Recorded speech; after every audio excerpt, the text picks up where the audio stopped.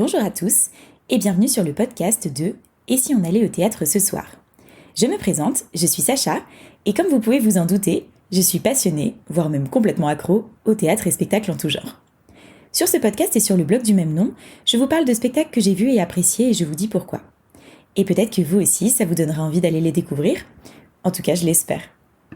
Pour ce deuxième épisode, je vais vous parler d'un spectacle musical qui s'appelle Est-ce que j'ai une gueule d'Arletty, qui joue en ce moment au théâtre du Petit Montparnasse à Paris. Pour ma part, je l'ai découvert au Festival d'Avignon 2019 et c'est un spectacle qui m'a beaucoup plu, qui m'a impressionné par sa mise en scène, donc une super découverte. C'est un spectacle qui parle de la vie d'Arletty, mais je précise d'emblée, avant que vous coupiez le podcast illico, vous n'avez pas du tout besoin d'aimer particulièrement Arletty pour profiter de ce spectacle. Franchement, moi je connaissais son nom, mais c'était à peu près tout. Oui, je sais, c'est un peu la honte, mais j'assume.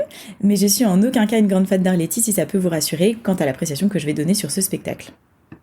D'ailleurs, je vais même être très honnête, et j'avais pas spécialement envie d'aller voir ce spectacle au départ. En fait, ce qui s'est passé, c'est que, comme tout bon amateur de théâtre, je vais au Festival d'Avignon tous les ans. Et là, ça faisait 2 ans que j'entendais parler de ce spectacle en bien. On me le recommandait super souvent, surtout que je suis une grande fan de comédie musicale. Donc j'y coupais pas. Et j'y suis pas allée en 2018 parce que franchement, le thème me tentait pas trop. Arletty, c'était pas particulièrement ma tasse de thé, ça me parlait pas. Et finalement, en 2019, je me suis décidée à y aller parce que j'étais curieuse de voir ce spectacle dont tout le monde disait tant de bien. Et bah franchement, je m'attendais à rien et j'ai pris une grosse claque. Et après, j'ai fait comme tout le monde, je l'ai recommandé à tous les festivaliers que j'ai croisés. Comme quoi, ça vaut le coup de se laisser surprendre parfois. Pour donner un peu plus d'infos sur ce spectacle, il a été écrit par Éric Bu et Élodie Menant et mis en scène par Johanna Boyer. Alors Johanna Boyer a été nommée aux Molières en 2018 pour sa mise en scène de La Dame de chez Maxime, de Feydeau, et plus récemment, elle a mis en scène une pièce qui s'appelle Les filles aux mains jaunes, qui a été mon énorme coup de cœur du Festival d'Avignon 2019. J'en parle sur le blog si vous voulez aller voir. En tout cas, je compte bien suivre toutes ces mises en scène parce que celles que j'ai vues ne m'ont vraiment pas déçue. Bon, alors concernant le spectacle Est-ce que j'ai une gueule d'Arletty, il n'y a pas trop de suspense sur le pitch. En gros, ça parle de la vie d'Arletty. Quelle surprise, me direz-vous. Mais là, on la suit vraiment de sa naissance à sa mort, dans sa vie pro, mais aussi dans sa vie perso.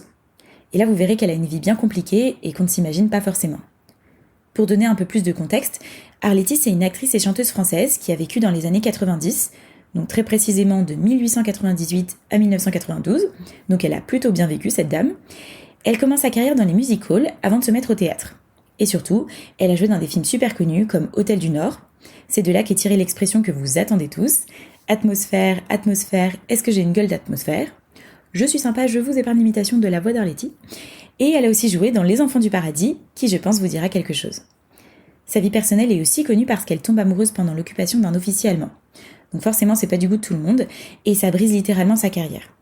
Et c'est là qu'elle dira une de ses phrases mythiques, très classe, vous allez voir. Mon cœur est français, mais mon cul est international. Bref, elle mâche pas ses mots, donc vous voyez un peu plus le personnage maintenant, je pense. Et vous vous demandez pourquoi j'ai tant aimé ce spectacle? Alors, déjà, ils ont réussi à m'embarquer hyper vite dans l'histoire. La mise en scène est juste dingue et il y a un rythme de fou. On passe d'un épisode de la vie d'Arletty à un autre en à peine quelques secondes, et c'est super fluide, y compris les changements de décor et les changements de costumes, parce qu'il y en a plein. Pourtant, on va vraiment d'un univers à un autre, et d'ailleurs c'est là qu'on voit qu'il s'est passé plein de trucs dans la vie d'Arletty. J'ai vraiment trouvé que le niveau de ce spectacle était excellent. Déjà c'est ultra rodé, c'est super bien orchestré, et les 4 comédiens sont top.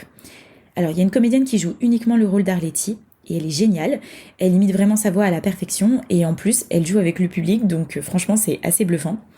Et les 3 autres comédiens se répartissent une 40aine d'autres personnages, donc faut y aller pour tous les interpréter.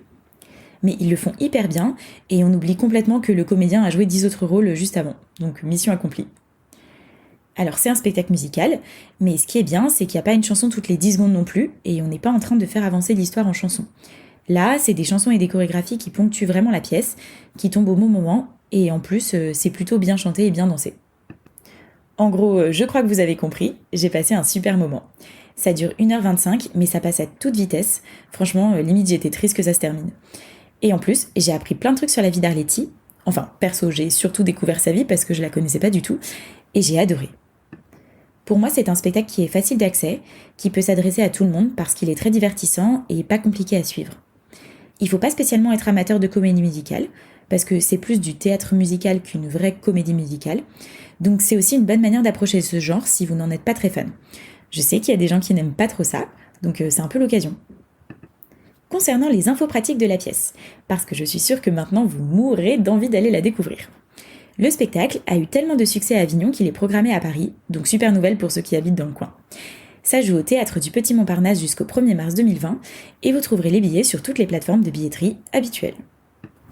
Voilà, c'est déjà la fin du 2e épisode du podcast de « Et si on allait au théâtre ce soir ?» J'ai hâte de vous faire découvrir mon 3e épisode. En attendant, si cet épisode vous a plu, n'hésitez pas à aller voir le spectacle, évidemment, et aussi à mettre une note ou un commentaire sur ce podcast et à le partager autour de vous. Ça m'aiderait beaucoup pour faire connaître le podcast et surtout tous les spectacles dont je parle à un maximum de personnes. N'hésitez pas non plus à m'écrire pour me donner votre avis sur le podcast ou sur les pièces, ou simplement pour échanger, je vous répondrai avec grand plaisir. Et à suivre le blog sur Instagram et Facebook.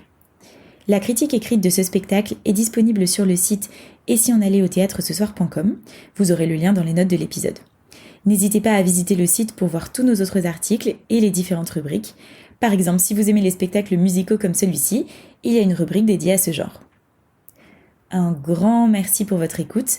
Je vous dis à très vite pour un prochain épisode du podcast de Et si on allait au théâtre ce soir. Et n'oubliez pas de mettre du théâtre dans votre vie parce que ça la rend plus jolie. Bye bye!